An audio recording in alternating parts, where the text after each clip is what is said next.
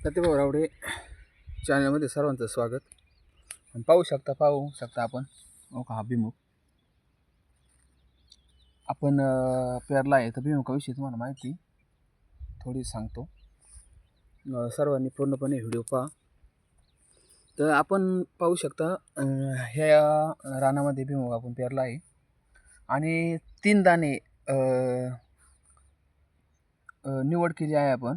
भिमुखाची जात 3 दाण्याचे शेंगा असतात ना, तर त्या 3 दाण्यांची निवड केली आहे आपण. आणि 2 दाणे सुद्धा आहे, पण उत्पन्न जास्त 3 दाणे भिमुखाचं होतं आहे. पाहू शकता आपण ज्या वेळेला भिमुख ह्या रानामध्ये पेरला त्या वेळेला हे पाहू शकता आपण पूर्व पश्चिमाचा सार मारला आहे त्याला. आणि त्यानंतर आपण भिमुख पेरला, चांगल्या जातीची निवड केली आणि भिमुख पेरल्यानंतर आपण त्याला गोल आणि टर्गा दुसऱ्या दिवशी फवारणी केली आहे. तणनाशक आहे, तर तण उतरू नाही देत ते. अशा पद्धतीने पाहू शकता बघा, भिमुख आता उतरायला लागला आहे. आता पाण्यावर आला आहे, पाहू शकता बघा.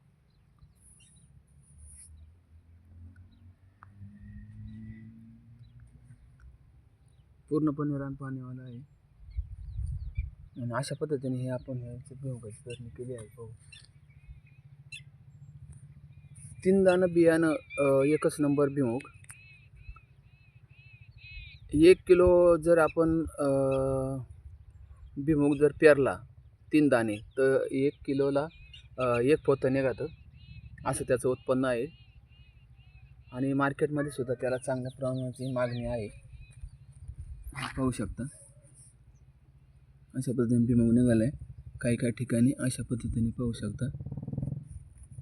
हे आता पाण्यावाला आहे. हे पहा, एवढा दपली धरली आहे त्याने. पहा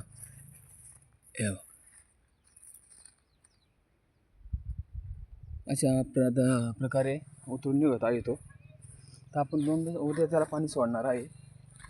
तर पाहू शकता सर्वत्र असं भिमुख उतरून निघाला आहे.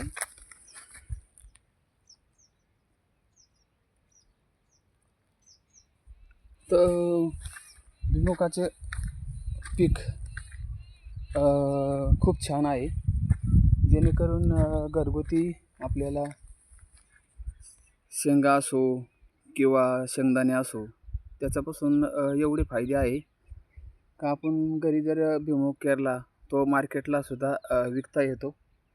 त्यानंतर घरीसुद्धा आपण शेंगा फोडून शेंगदाणे तयार करून त्याचं मिलमधून शेंगदाणा प्युअर तेलसुद्धा आपल्याला पाडून येतं.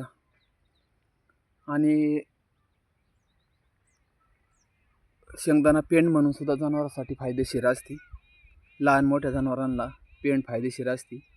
असे भिमुखाचे अनेक फायदे आहे. हे पाहू शकता सर्व आता भिमुख उतरून निघाला आहे. 8 दिवस झाला आहे. पाहू शकता आपण ह्या रानाला भिमुख पेरला आहे. आता तो पूर्णपणे उतरून निघत आहे, कारण थंडी असल्यामुळं जास्त प्रमाणात पाणी नको, त्यासाठी आम्ही थोडं पाणी त्याला कमी दिलेलं आहे. ज्या वेळेला आपण भिमुख पेरला त्यावेळेला 1 पाणी, त्यानंतर 2, आता हे 3रं पाणी आपण देणार आहे. आणि हे पाहू शकता, हे बघा उतरून निघाल्यानंतर हे खडे आहे ना, हे बघा अशा पद्धतीने खातात. हो का, हे बघा ही खडी ना अशा पद्धतीने खाते, असा नाश करते. हे बघा, तर त्याच्यावर आपण लक्ष ठेवणार आहे. त्यासाठी आम्ही हे बघा हे असं केलं आहे. या रानामध्ये असे काठे उभे केलेले आहे. पहा हे बघा अशा पद्धतीने आम्ही हे काठे उभे केलेले आहे आणि त्याला एक फडकं बांधलं आहे, जेणेकरून खडी येणार नाही, त्याला घाबरणार. हो, अशा पद्धतीने आपण भिमुखाचं नियोजन केलं आहे. तर आपण कशा पद्धतीने हे करता पाहू शकता आपण. ज्या वेळेला आपण याला पहिल्यांदा पाणी दिलं, त्यानंतर आपण याला तणनाशक मारलं, तर तणनाशक मारल्यानंतर तुम्हाला सांगतो का एकही गवत नाही, रानात गवतसुद्धा नाही. असा त्या तणनाशकाचा फायदा असतो. गवत येऊन देत नाही ते वर. हो, नंतर गवत होणार, पण एक खुरपणी आपली वाचणार आहे. माल पूर्णपणे उतरून निघाल्यानंतर थोड्याफार प्रमाणात गबाळ होणारच आहे. त्यासाठी आपण पुन्हा एक खुरपणी करणार आहे. कारण दोन्ही पट्ट्याच्या मध्ये अंतर आहे, पाहू शकता. याच्यामध्ये आपण ते यंत्र आहे, यंत्राच्या साहाय्याने कोळपवून घ्यायचं आहे. हो, तर अशा पद्धतीची ही भुईमुगाची तुम्हाला माहिती सांगितली आहे.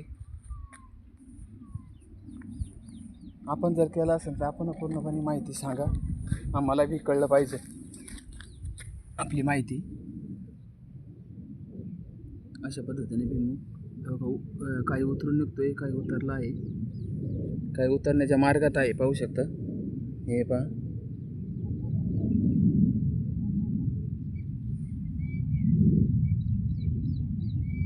तर व्हिडिओ आवडल्यास कमेंट करा, लाईक करा, फॉलो करा, चॅनलला सबस्क्राईब करा, बेल आयकॉन प्रेस करून डबल टच करा, स्क्रीनला लाईक होते. रामकृष्ण हरी, रामकृष्ण हरी, रामकृष्ण हरी. फक्त तणनाशक मारताना एक काळजी घ्यायची आहे. भुईमुग पेरल्यानंतर दुसऱ्या दिवशी आपण तणनाशक मारायचं आहे. कारण भुईमुग जर उतरून ज्या वेळेला उतरून निघायच्या काळामध्ये जर आपण तणनाशक मारलं तर ते चुकीचं काम ठरेल, आपले नुकसान होणार आहे. म्हणून ज्या वेळेला आपण भुईमुग पेरला त्याच्या दुसऱ्या दिवशी लगेच तणनाशक फवारणी करायची आहे. एवढी फक्त शेतकऱ्यांनी काळजी घ्यायची आहे.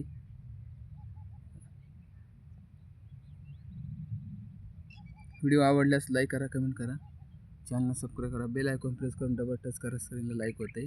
रामकृष्ण हरी, रामकृष्ण हरी, रामकृष्ण हरी.